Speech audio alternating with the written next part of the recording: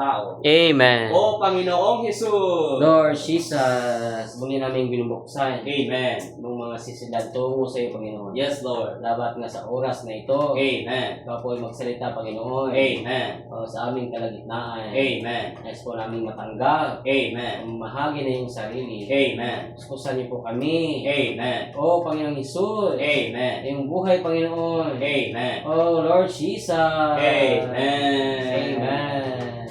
Oh Lord Jesus. Oh Lord Jesus. Oh Lord Jesus. Praise the Lord, bro. Sayang yung papa mo, hindi yung papa nyo, hindi naka-attend. Attend na. Oh, pero ito kasi, madalian lang itong explanation kasi meron tayong susunod na pursuance Meeting pa. para sa brothers. So habang wala pa sila, magsisimula na tayo. No? So ngayon, ang ating topic, ito'y patungkol sa kung ano ang layunin ng Diyos para sa tao. Okay, no? Kasi ito'y isang bagay na hindi alam ng karamihan. Amen. Isang bagay ito na dapat malaman sana ng tao, pero iilan lamang sa mga tao ang alam ito. Yes. So, tayo, bilang mga tao, meron tayong malaking tungkulin at merong malaking layunin. Sapagkat lahat naman ng bagay, ginawa ng Diyos na may layunin. Amen. Katulad ng upuan, hindi naman basta ginawa yan para i-display, di ba? O itapon. Ginawa yan dahil may layunin. Amen. May purpose upang maging upuan. So, tayo ring mga tao ay mas higit pa sa upuan. So, mas may layunin tayo kaysa upuan. Amen. So, tayo ay ginawa, Brad. Mababasa natin ito sa Henesis, Kapitulo 1, versikulo 26. Sabi dito, at sinabi ng Diyos, lalangin natin ang tao sa ating larawan ayon sa ating wangis, at magkaroon sila ng kapangyarihan sa mga isda sa dagat at sa mga ibon sa ipapawid, at sa mga hayop at sa buong lupa at sa bawat umuusad na nagsisiusad sa ibabaw ng lupa. Amen. Sa 27, at nilalang ng Diyos ang tao ayon sa kanyang sariling larawan, ayon sa larawan ng Diyos, siya nilalang. Nilalang niya sila na lalaki at babae. Ito tayo. Yes. Okay. Tayo, Brad, sana, hindi dapat tayo mapunta sa ganitong sitwasyon napakahaba. Maikli lang sana ang proseso nating mga tao. Bilang tao, tayo sana ay kakain ng puno ng buhay at patutungo na tayo sa bagong Jerusalem. Yun lang sana, napakaikli. Napakaikli lang sana, Brad. Babasahin natin yung puno ng buhay sa Henesis 2:9. Amen. Sabi dito, Henesis 2:9. At pinatubo ng Panginoong Diyos sa lupa ang lahat ng punong kahoy na nakalulugod sa paningin. At mabubuting kanin. Gayon din ang punong kahoy ng buhay. Ito na ito. Punong kahoy ng buhay sa gitna ng halamanan. Ito sana ang dapat na kinain ng tao. Tapos, tutungo na tayo sa bagong langit at bagong lupa na siyang bagong Jerusalem. Maraming nagsasabi na ang tao pag namatay pupunta sa langit. Mali.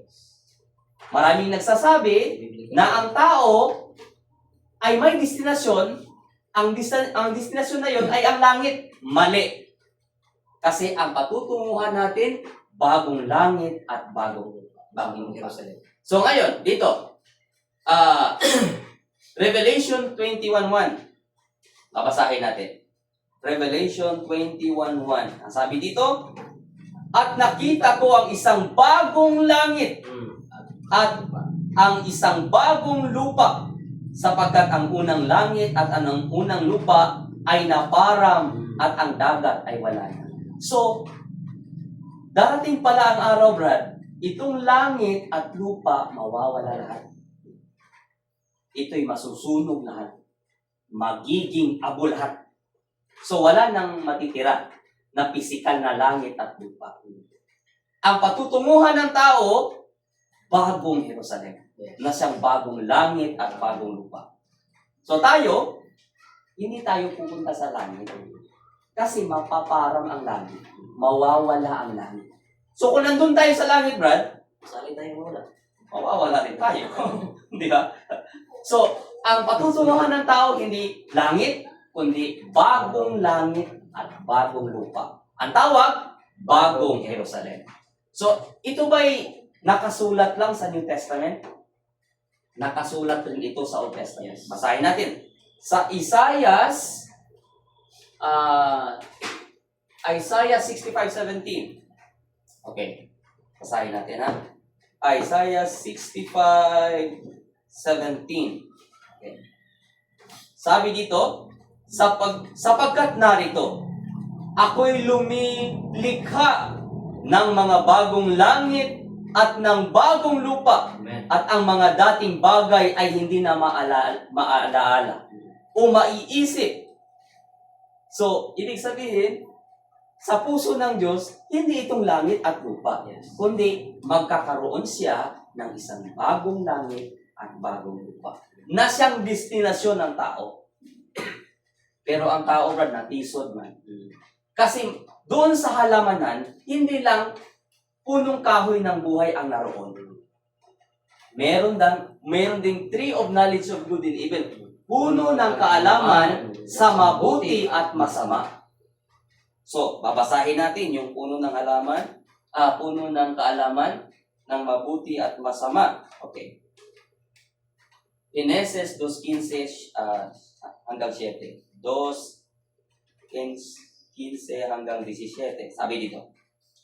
At kinuha ng Panginoong Diyos ang lalaki at inilagay sa halamanan ng Eden upang kanyang alagaan at ingatan. Amen. At inuutos ng Panginoong Diyos sa lalaki na sinasabi, sa lahat ng punong kahoy sa halamanan ay makakakain ka na may kalayaan. So lahat ng kahoy doon sa Eden na may bunga, pwede mong kainin maliban sa, sabi dito, sa 17, datapwat sa kahoy ng pagkakilala ng mabuti at masama. Ito na to, the tree of knowledge of good and evil. Sabi dito, huwag kang kakain. Sabi dito, sapagkat sa araw na ikaw ay kumain yaon, ay walang pagsalang mamatay ka.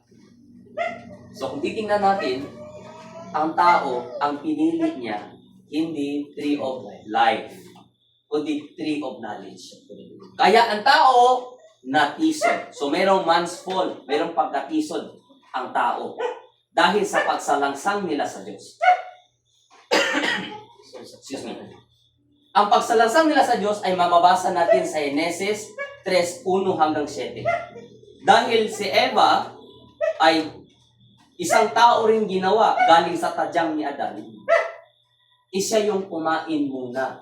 Kasi, na-tempt siya. Kasi, yung isang ahas na kumakatawan kay Satanas, tinempt niya yung babae na kumain sa bagay na ayaw ipakain sa Diyos. Yung babae naman, nung kinain na yung bunga ng kaalaman sa mabuti at masama, ibibigay din niya sa kanyang asawang lalaki na si Adan. Kaya ang nangyari, natisod sila sa kasalanan. Ang nangyari, instead na ang tao ay puno ng kaluwalhatian ng Diyos, nawala yung lahat. Kasi natisod na ang tao sa kasalanan.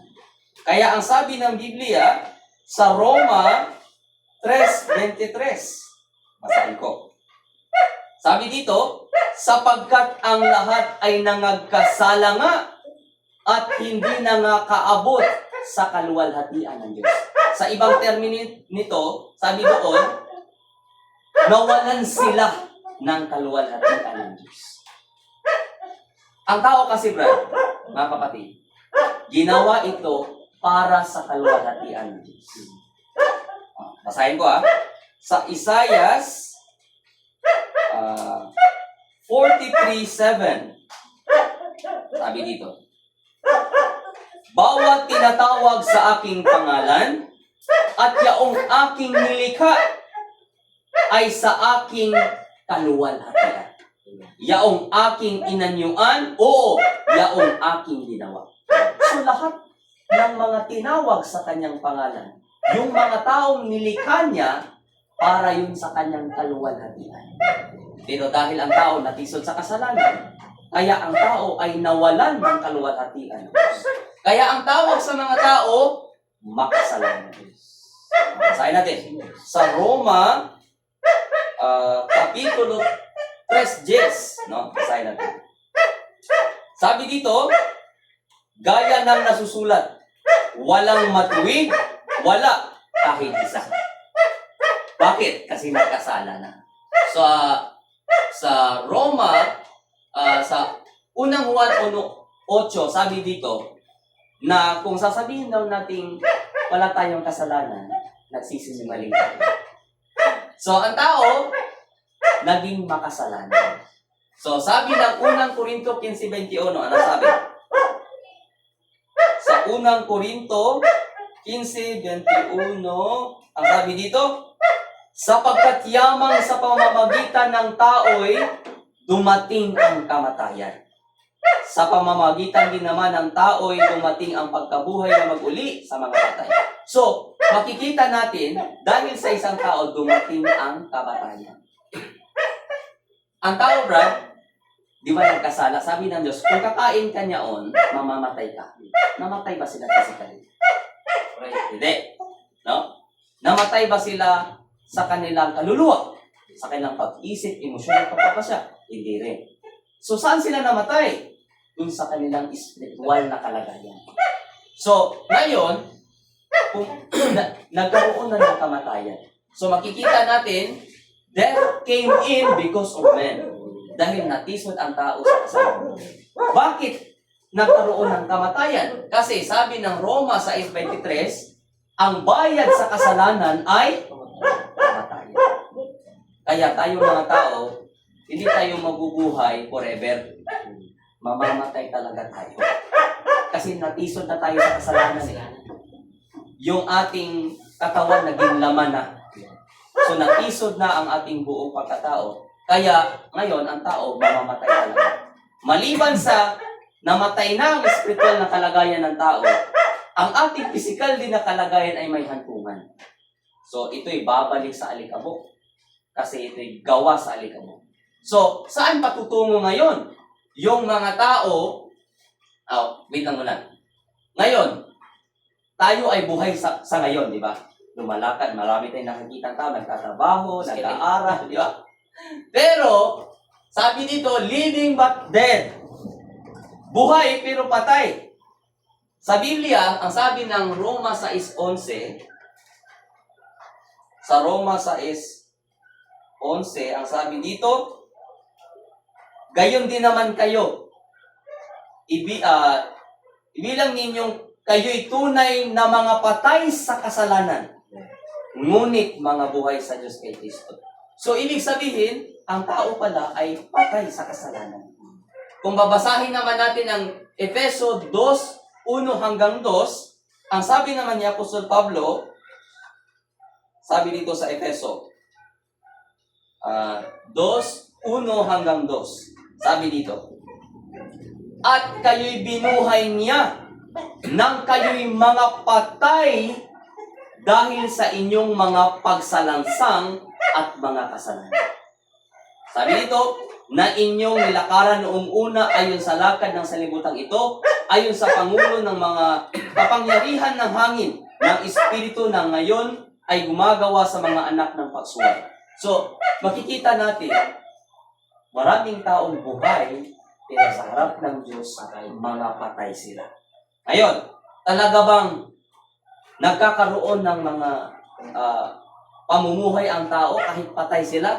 Sa unang Timoteo 5:6, basahin natin. Unang Timoteo 5:6. Ang sabi dito, datapwat ang nangagpapakabuyo sa mga kalayawan, bagamat buhay ay patay. Buhay nga, physically. Pero spiritually, sila'y mga patay. Ngayon, saan ito patutungo? Ang lahat ng makasalanan ng tao, patutungo yan sa dagat-dagatang apoy. Na makikita natin sa Revelation 20:10, 14, 15, 19, chapter 19, 20.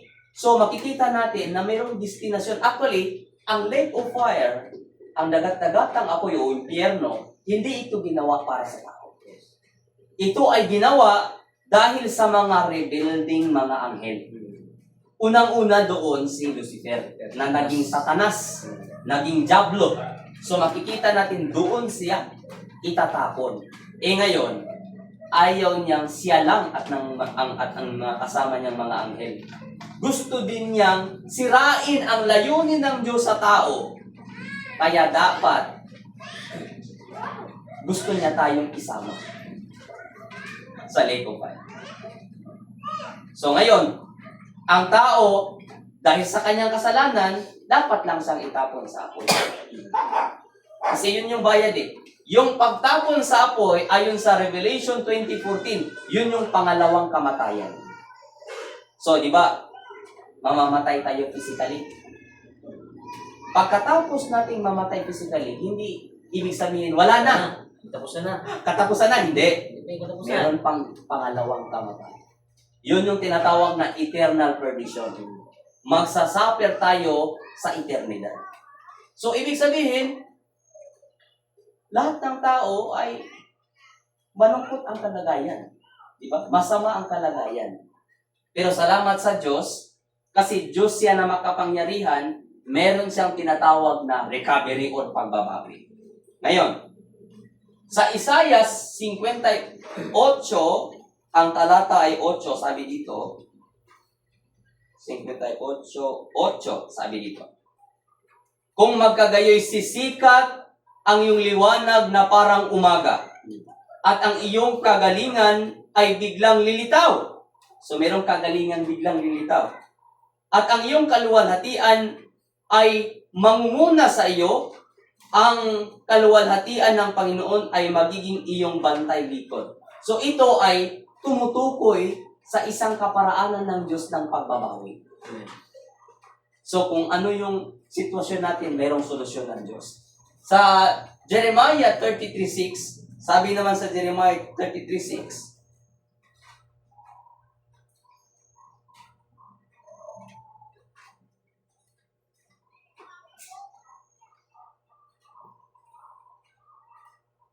sabi dito, narito ako'y magdadala ng pagbabawi at kagamutan. Aking gagamutin sila at ako'y maghahayag sa kanila ng di kawasang kapayapaan at katotohanan. So, mayroong pagbabawi ang Panginoon. Tayo ay nagkasakit spiritually na ang tutunguhan natin, ang destinasyon natin ay impyerno. Pero salamat sa Panginoon. Merong pagbabawi at kagamutan. Merong gamot sa ating sakit, mga kapatid. Ito yung tinatawag na pagtutubos ni Jesus. So, ang Panginoong Diyos, siya yung makapangyarihang Diyos, kaya siya rin ang may kapangyarihan na tayo'y tubusin sa ating mga kasalanan. Kaya siyang Diyos, naging tao. Kaya kung mababasa natin sa Biblia sa 1:1, ang sabi doon, nang pasimula ay ang salita. At ang salita ay kasama ng Diyos, at ang salita ay Diyos. At sa 14, sabi ito, ang salita ay naging laman. Naging tao. Sino yon? Ang Panginoong Jesus. So makikita natin na siya ay namuhay bilang tao. Diyos na makapangyarihan, pero namuhay siya bilang tao, kagaya natin. No? So makikita natin yan, na ang Panginoong Jesus, 33.5 years, nabuhay siya dito sa mundo. Bakit kailangan niyang maging tao? Kasi upang magkaroon ng crucifixion. Nang maipako siya sa krus. Kasi kung Diyos lang siya, hindi siya tao, kaya ba natin siyang ipako? Meron bang taong kayang ipako ang Diyos? Wala. Ngayon. Sa Biblia, naipako ang Panginoong Hesus sa krus upang magkaroon ng katubusan. Bakit pa kailangan siyang ipako sa krus? Upang maibuhos niya ang kanyang dugo sa ating mga kasalanan. Amen. Kasi ang prinsipyo ng Diyos ay ganito. Sa Hebreo 9:22, ang sabi dito, at ayon sa kautusan, ay halos masasabi kong lahat ng mga bagay ay nililinis ng dugo. At maliban na sa pagkatubos ng dugo ay walang kapatawaran. Sabi dito, maliban sa pagkatubos sa dugo, walang kapatawaran. Hindi mapapatawad ang ating kasalanan kung walang dugong maibuhos o maidalang. Without shedding of blood, there is no forgiveness of sin. So, ang crucifixion para ng Panginoon, ang pagkapako pala niya sa krus, ang layunin nun upang matubos tayo sa ating kasalanan. Amen. Nang sa gayon, tayo ay hindi na makasalanang tao, kundi natubos na. Kaya ang Panginoon ay namatay. Pagkatapos ng 3 araw na buhay siya. At nag-ascend siya, pumayo siya, pumunta siya sa langit. Sa unang Korinto 15:45, siya naging espiritong tagapagbigay buhay. Ngayon, ito ang dapat paniwalaan ng lahat ng mga tao. Kasi Brad, ang katubusan ng Diyos ng Panginoong Hesus ay para ito sa lahat ng tao. Pero, ang effectiveness ng katubusan niya ay sa pamamagitan ng ating pananampalataya. Kaya ngayon, meron tayong solusyon, di ba? Ang katubusan. Pero kung hindi tayo mananampalataya sa katubusang ginawa niya, saan tayo papupunta? Dito pa rin tayo. Kahit may ginawa na ang Diyos para sa atin, kung ayaw nating maniwala, pupunta pa rin tayo sa dagat-dagatang apoy. Impyerno pa rin ang patutunguhan ng tao. Kaya, sabi ng Marcos 16:16, ang maniwala, ang sumampalataya at magpabautismo ay maliligtas. Pero ang hindi sumampalataya ay paparusahan. Ito yung parusa. Impyerno. Itatapon ang hindi sumampalataya sa dagat-dagatan ako. Amen. Basahin natin yung unang Korinto 4:4. Ay, 2 Korinto pala. 2 Korinto 4:4. Wala sila.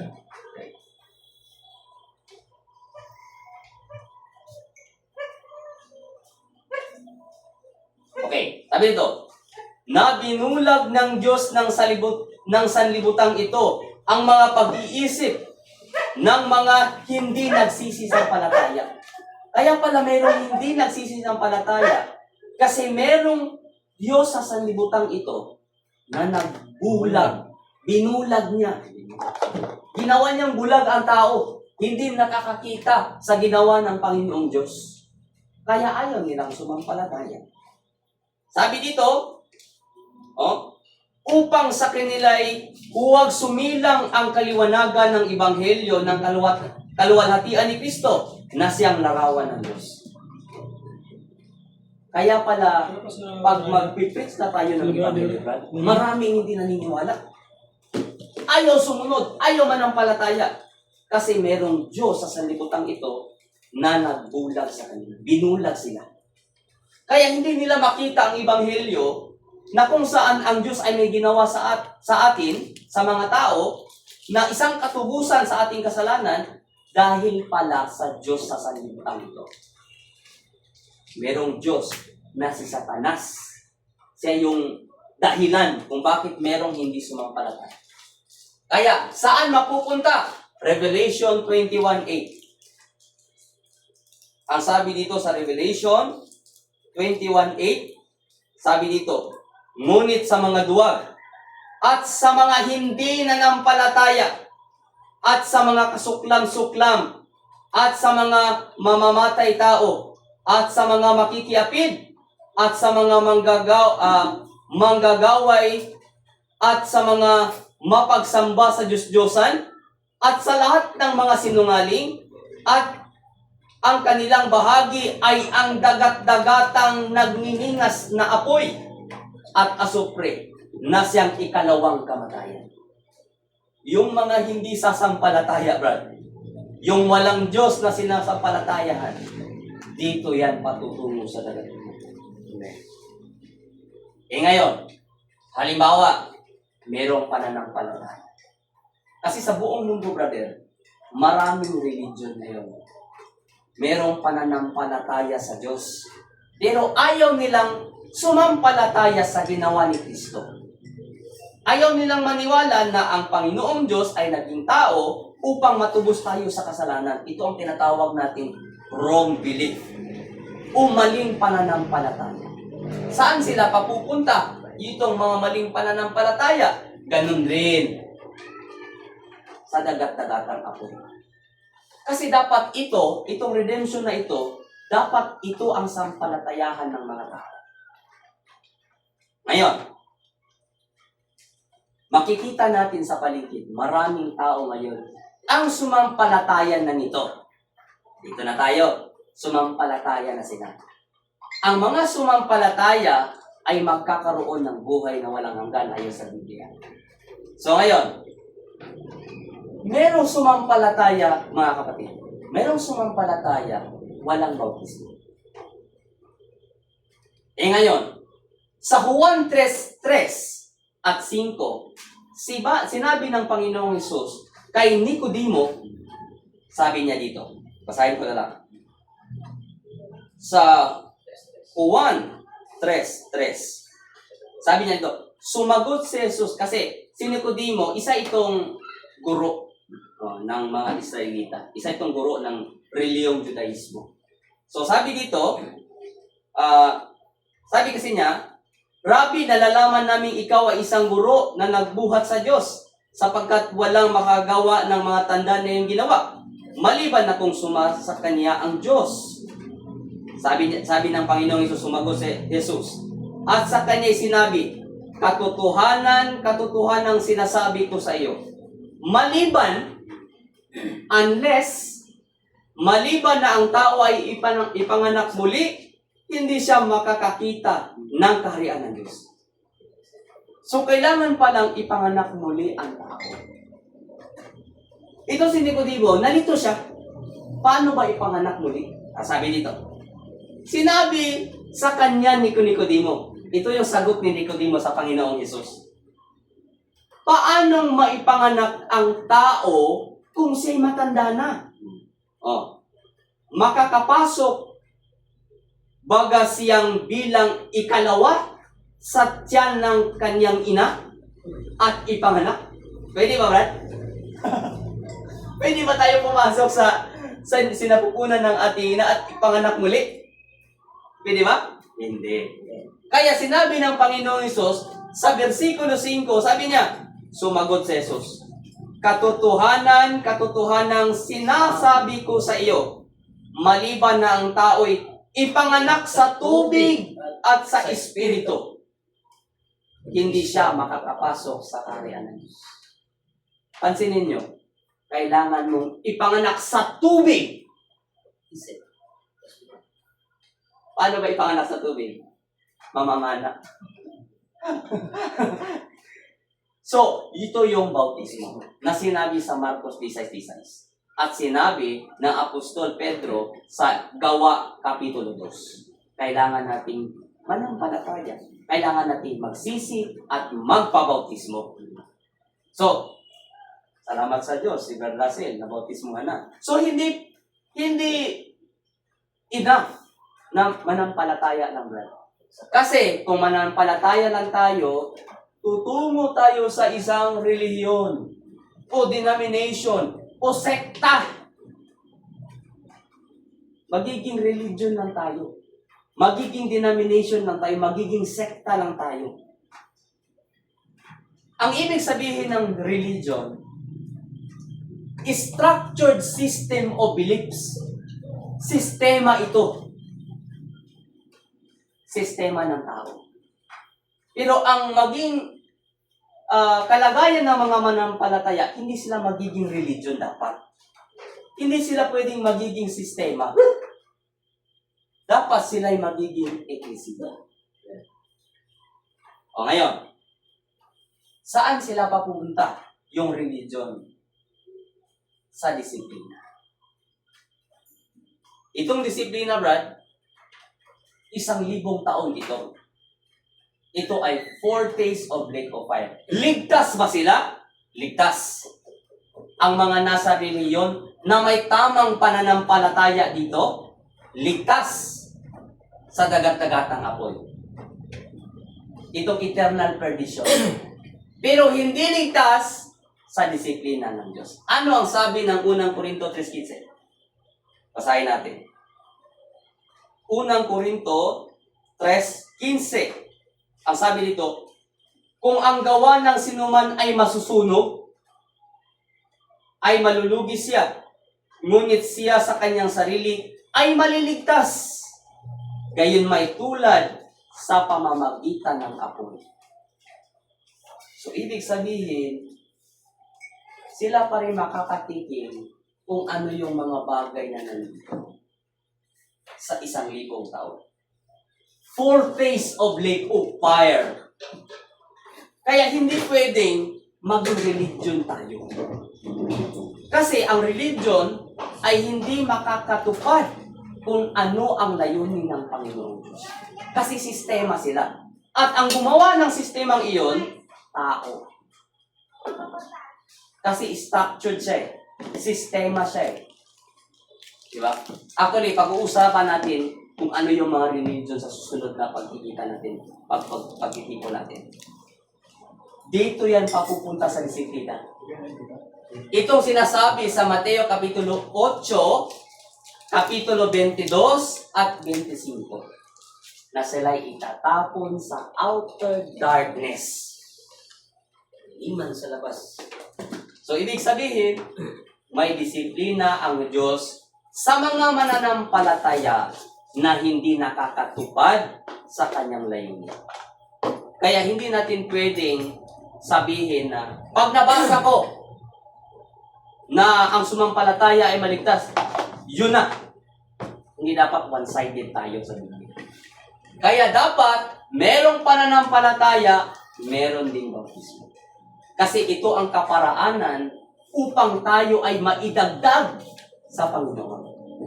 Ito ang sabi ng Gawa, Kapitulo 2. Tayo ay idadagdag, yung mga naligtas, idadagdag sa Panginoon.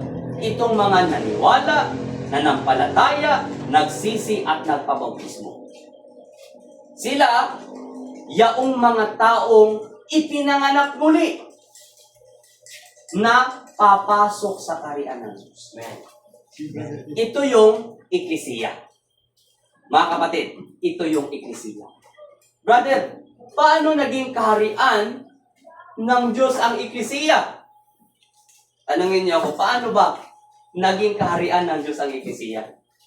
Okay, babasahin ko mga kapatid. Sa Mateo, Kapitulo 16, 18. Okay, pakinggan yung maigi ha. Sabi dito, at sinabi ko naman na sa iyo na ikaw ay Pedro, at sa ibabaw ng batong ito itatayo ko ang aking iglesia. At sa mga pintuan ng Hades ay hindi magsisipagdaig laban sa kanya. 19. Ibibigay ko sa iyo ang mga susi ng kaharian ng langit. Pakinggan yung maigi mga kapatid. Ang itinayo, iglesia. Dapat ang susi sa iglesia. Pero ang susing ibibigay, susi ng kaharian. Nakita nyo? So, ang iglesia pala ay isang kaharian. Konektado sa kaharian ng mga langit. Ito'y kaharian ng mga langit na nasa lupa. Kaya kung ang tao ay manampalataya at magpabautismo, siya'y papasok sa eklesiya o iglesia na siyang karian ng Diyos dito sa lupa. Kaya hindi katakataka, sabi ng Panginoon, maliban sa ang tao ay ipanganak muli sa tubig at sa Espiritu, hindi siya makakapasok sa karian ng Diyos. Kasi ito pala requirements, brad. Pananampalataya at pagpabautismo upang makapasok sa kariyan ng Diyos. So ngayon, naging iglesia na. Eklesiya na. No? So sabi ng Panginoong Hesus sa Marcos 16:16, ang sumampalataya at magpabautismo ay maliligtas. So yaong mga nasa iglesia, hindi yon ililigtas, kundi yaong mga niligtas. Di ba? Klaro ba mga kapatid? So yung mga nasa iglesia, hindi sila ililigtas. Yung mga iglesyang nagsasabing ililigtas sila, mali. Hindi na sila ililigtas sa tagat-tagatang apoy. Kasi ang mga ito ay mga ligtas na. Ano ang katunayan? Sa Gawa, Kapitulo 2,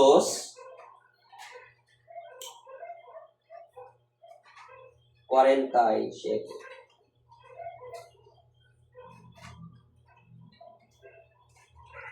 Okay. Versikulo 47. Na nangagpupuri sa Diyos.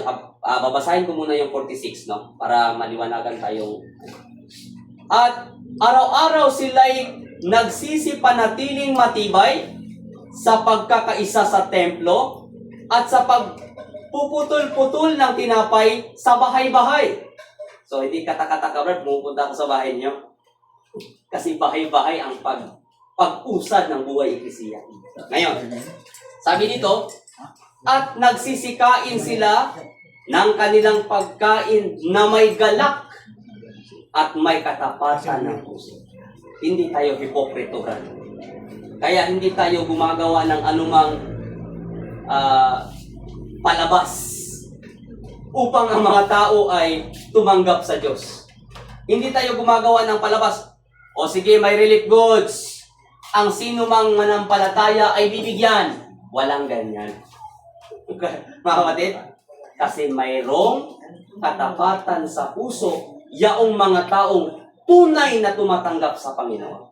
Ito sila, sabi dito, na nangagpupuri sa Diyos, nagpupuri sila sa Diyos, at nangagtatamo ng paglingap ng buong bayan, at idinaragdag sa kanila ng Panginoon araw-araw yaong nangaliligtas.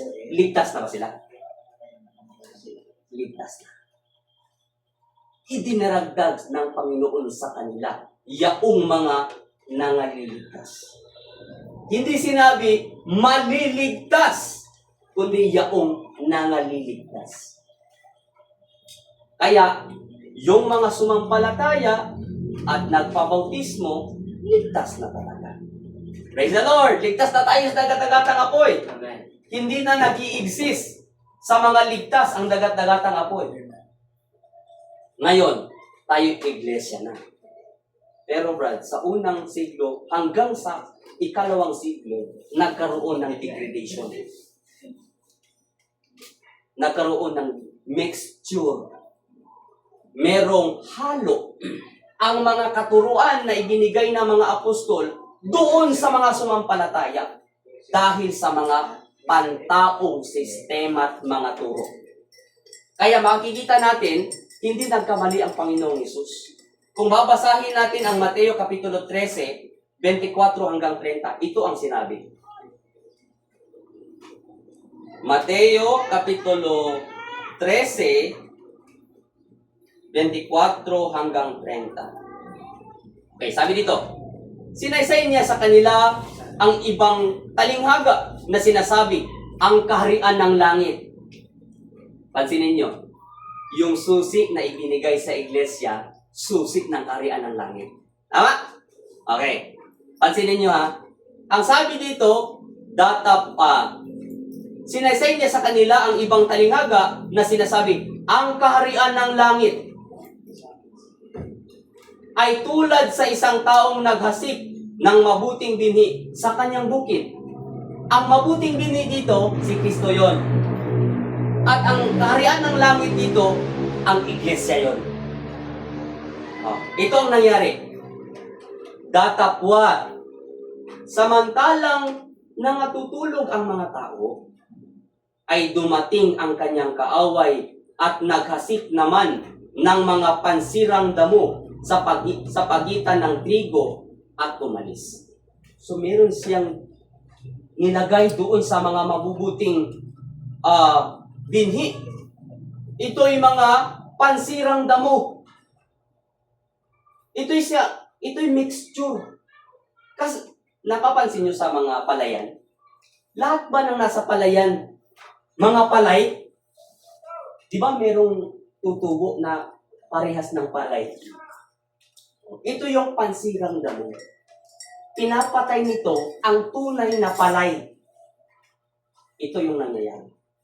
It is datapwat ang sumibol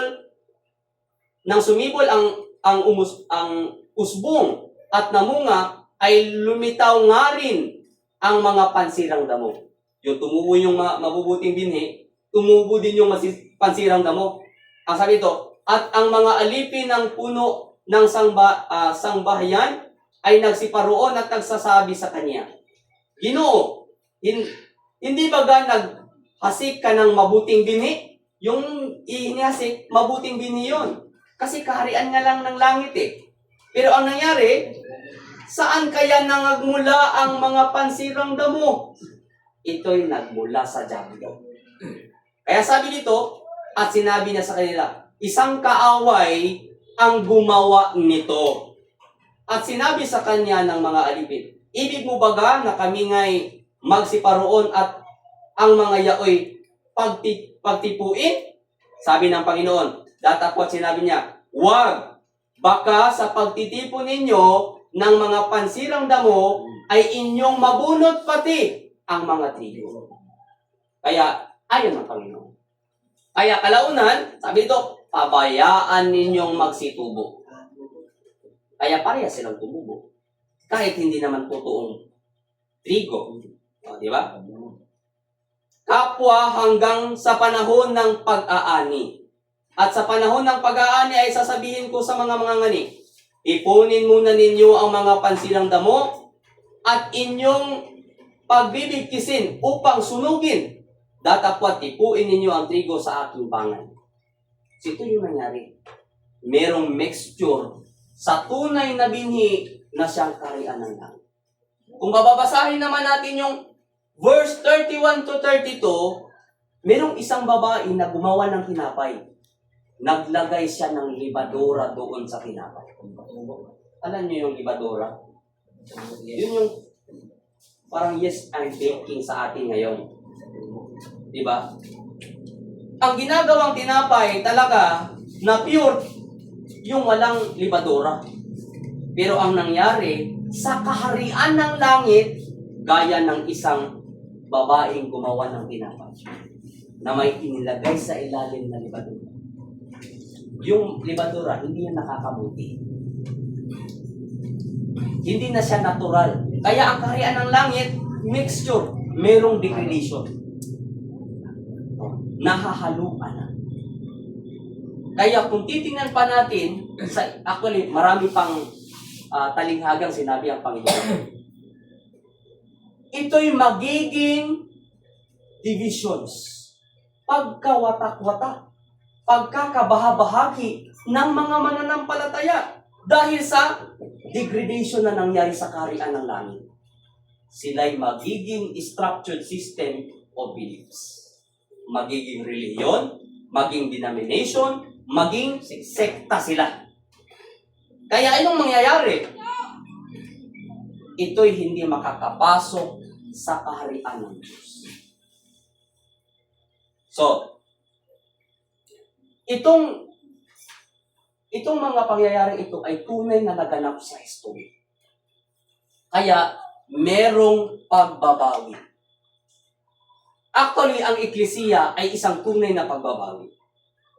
Ito ay resulta ng pagbabawi ng Diyos sa kanyang ginawang tao sa pamamagitan ng kanyang katubusan. Kaya ito'y pagbabawi galing una sa kasalanan, kamatayan, kay Satanas, sa sanlibutan, at sa reliyomodaismo. Sila ay babawiin at gagawing eklesiya. Pero, yung eklesiyang, unang eklesiya, na-degraded. Kaya ang nangyari, kailangan ng pagbabawing muli. Anong pagbabawi ito? Ito'y pagbabawing galing sa reliyon ng Kristyanismo. From the religion of Christendom. Babawiin ulit ng Panginoon kung ano ang layunin niya. Ito yung eklesiya. Ngayon, dito na tayo sa eklesiya. Nung tayo ay naging bahagi ng eklesiya sa panahon ng ating pananampalataya at pagpabautismo, kung tayo'y hindi magpapatuloy, mga kapatid, tayo ay mapupunta sa disiplina. Kaya dapat natin magpatuloy.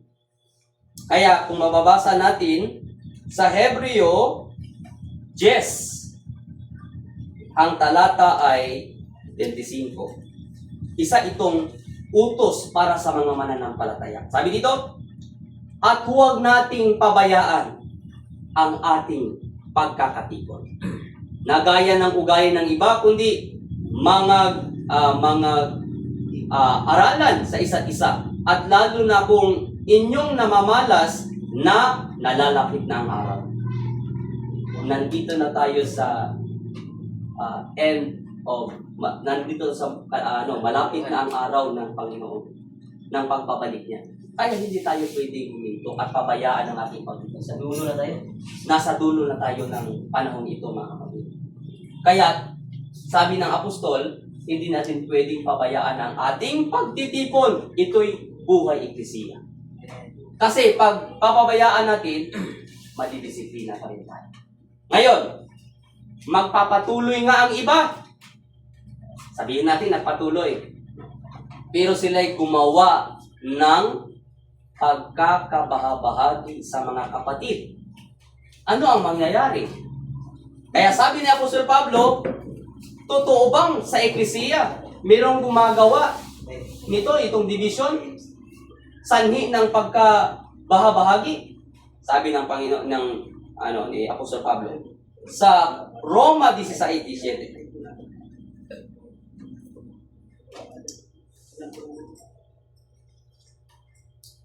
Sabi dito, ngayoy ipamamanhik ko sa inyo, mga kapatid, natandaan ninyo yaong mga pinanggalingan ng pagkakabahabahagi at ng mga katitisuran. Hindi ka nga gumagawa ng pagkakabahabahagi, naging katitisuran ka na naman ng mga kapatid. So, ano sabi ito? Laban sa mga aral na inyong napag-aralan at kayo'y magsilayo sa kanila. So, ito'y pinabawal din. No? Hindi pwede na nasa eklesiya tayo, gagawa tayo ng pagkakabahabahagi. Ngayon, itong mga taong gumagawa ng pagkakabahabahagi, ito ba'y magkakaroon ng reward sa panahon ng Panginoon? Hindi. Ang sabi dito sa Galatia 5:20 hanggang 21.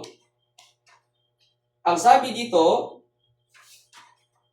5:20 hanggang 21. Sabi dito, pagsamba sa Diyos-Diyosan, pagkukulam, mga pagtatanim, mga pagtatalo, mga paninibugho, mga pagkakaalitan, mga pagkakampi-kampi, mga pagkakabahabahagi, mga hidwaang pananampalataya. So, hindi pwede mayroong hidwaang pananampalataya sa loob ng iglesia. Bakit? Sabi dito, mga kapanaghilian, mga paglalasing, mga kalayawan, ang mga katulad nito tungkol sa mga bagay na ito ay aking ipinagpaunang ipaalala sa inyo. Tulad sa aking pagpapaalala ng una sa inyo na ang mga nagsisigawa ng gayong mga bagay ay hindi magsisipagmana ng kaharian ng Diyos. Kung hindi sila magsisipagmana sa kaharian ng Diyos, saan sila pupunta? Disiplina. 1,000 taon. Kaya hindi pwedeng magpatuloy lang, kundi kailangang magpatuloy na walang pagkakabahan. At hindi dapat tayo maging katitisuran ng mga kapatid. Praise the Lord. So ngayon, dito na tayo sa Eklesiya. Kasi nais nating magpatuloy. Kasi ito'y ebanghelyo na natanggap na natin eh. So sa ating pananampalataya at pagbautismo, naging Eklesiya tayo, naging iglesia tayo. Ano ito? Ito yung tinatawag na called out people. Ang Eklesiya ay hindi reliyon, hindi sistema, kundi mga tao na sumasampalataya kay Kristo. Ito sila ay tinatawag na called out people o mga tinawag na mga tao. Ito ay hinati sa dalawang salita sa Griego, ek at kaleo. Ang ek, ito yung tinawag. Kaleo means ito yung mga tao. Dito naman, ang Eklesiya sa English church. Tama? Kaya ang church ay hindi physical building, hindi ito church. Kayo ang church. Tayo ang church. Hindi itong hollow block. Maraming nagsasabi ngayon, pag linggo na Brad, pupunta na ako sa church. Tama? Magsasamba ako sa church. Mali. Kasi yung sasamba, sila yung church. Bakit merong maling aral?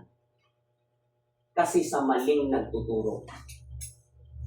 Pero tayo, hindi dapat ganun. Kung ano yung tama at nakasulat sa Biblia, yun ang ating susunod. Kaya hindi tayo pupunta sa church. Kasi tayo nga'y church. Ngayon, ang Eklesiya sa Tagalog, ginagamit din itong Eklesiya at Iglesia. So, wala nang ano dito. Okay? Sa Soray, Iglesia. Hindi simbahan. Ha? Ang Iglesia, hindi simbahan. Kasi ang tunay na kahulugan ng simbahan, ito'y isang dako. Ito'y isang lugar na kung saan sila sasamba. Kaya nga tinawag na simbahan eh. Kasi doon ka sasamba. Sa English nun, worshiping place. Hindi church. Kaya mali yung kahulugan. Lalo na sa mga diksyonaryo ngayon, kung titingin ka, ang naroon, church. Yung simbahan, church. Pero hindi yung nasa Biblia. Kaya sino tayo? Ito yung church na nasa Biblia.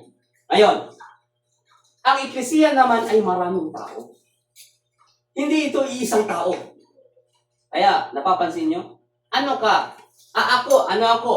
Christian church. Mali. Paano naging church yung isang tao? Mayroon namang nagsasabi, ako naman ay Alliance Church. Methodist Church. Ano pang iba? Marami pang church. Ikaw isa, church ka? Paano nangyari naging church ka? Siguro, bahagi lang ng church. Miyembro ng church.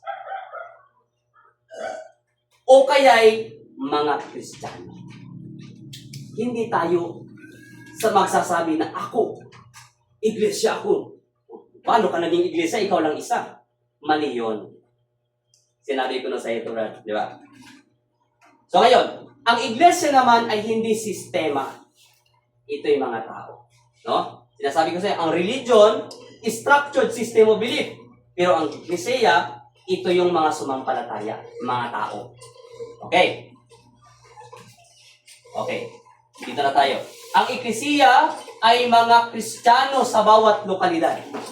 Kasi ang Eklesiya, mga kapatid, meron itong dalawang aspeto. Universal at local. Tayo ay universal. Kaya napapansin nyo, yung mga post ko, hindi lang dito yon. Maging sa ibang bansa, meron ding mga katulad nating mananampalataya. So, tayo ay universal. Pero, meron din local aspect. Ibig sabihin, merong iglesia sa bawat lugar. Halimbawa ito, San Jose. Ano ang tawag sa kanila? Iglesia sa San Jose. Sa English, Church in San Jose. Kasi, mga Kristiyano sila na nakatira sa San Jose. Alangan namang sabihin ko, Church in Labisari sila. Isa sa San Jose sila nakatira. Eh kayo ba? Di ba sa Labisares kayo nakatira? So anong tawag sa inyo? Kayo ay iglesia sa Labisares. Hindi kayong pwede sabihin na tawagin na iglesia sa San Jose. Pwede ba, Brad? Hindi. Kasi nandun kayo sa Labisares nakatira eh. Yun. Okay. Last. Ang iglesia, okay, ito na yung sinabi ko. Universal at local. Okay. Papangalanan ko na ito mga kapatid kasi nandito na yung mga kapatid. Magkunti na lang yung oras. Ano ba yung iglesia?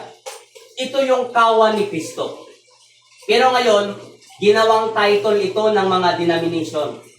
Meron tayong mababasa, the flock of Christ. Pero yung the flock of Christ, isa lang yun sa iglesia. Hindi yun magkaiba. Okay? Meron namang the fruit of Christ or the multiplication of Christ. Kasi si Kristo, siya yung trigo na namatay at namunga. Pero yung bunga niya, iglesia pa rin yun. Hindi yun magkaiba. Sabi ng iba, the church built by Christ. Kasi sinabi ng Matthew 16:18, itatayo ko ang aking iglesia. Kaya ang title naman sa kanilang pananampalataya, the church built up by Christ. So, nagkawatak-watak na yung mga kapatid. Marami pa mga kapatid. The churches of the Gentiles. Okay. The churches of Christ sa Roma 16:16. Ginawa din itong titulo ng iba. Okay. The house of the living God, the house of the church of the living God, the pillar and base of the truth, the church of God. Itong church of God, iglesia pa rin ito. Yung iglesia ni Kristo, iglesia pa rin ito. Iisang iglesia lang yan. Pero dahil sa kaalaman at pride ng tao, ginawa itong mga